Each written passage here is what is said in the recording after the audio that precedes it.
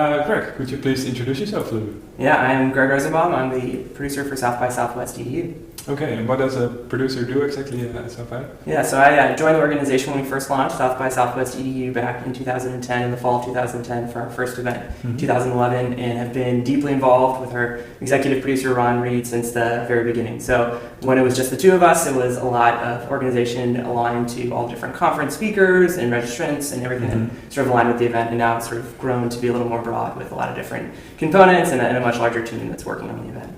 Okay, and what is South by SXSWedu exactly?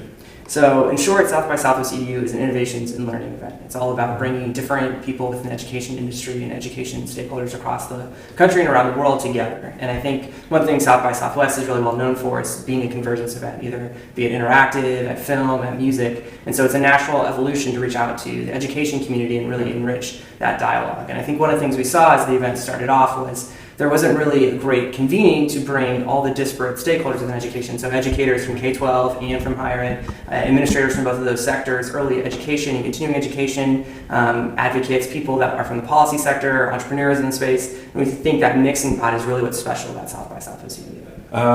What are the main things that South by Southwest EU has contributed to in order to change education in the US? Yeah, I think it's something that all conferences sort of think about a lot. We're a conference and festival. There are a lot of different components, but in essence, we function for 4 days of the year, and we bring all these people together. But we think about education more broadly. It's a year-round endeavor, and we want to make sure that the stuff that comes out of the event really has large impact. And so, starting a couple of years ago, we created a Changemaker series where we highlight different change-making stories that have come out of the event. So last year, the honoree was EdTech Women, which is a community of women in the EdTech industry that came together at South by Southwest EDU back in 2013, I believe, and then continued to convene, have grown to 20 or 30 chapters across the United States, and have really created all these micro communities in which a dialogue is forming about gender and education more broadly. And then this last year we had Student Voice, or this year, the current year, Student Voice is the recipient of that Changemaker Series Award. And they actually came to the event last year. It's all run, organized, and produced by students in the higher education and K-12 space.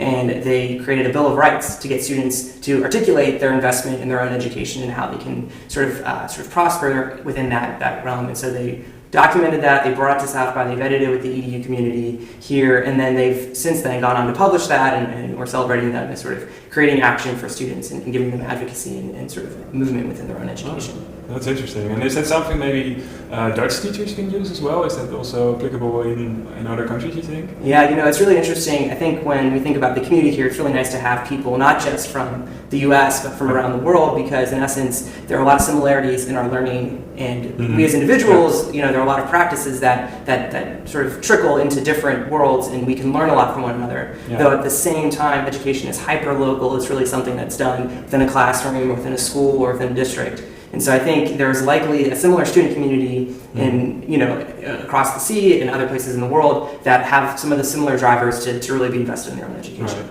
Yeah. And why do you think Dutch educators should visit South by Southwest EDU next year? I think in many ways it's because some of the stuff I just addressed in terms of a global community coming together to take the learnings from one another and apply them within their own communities.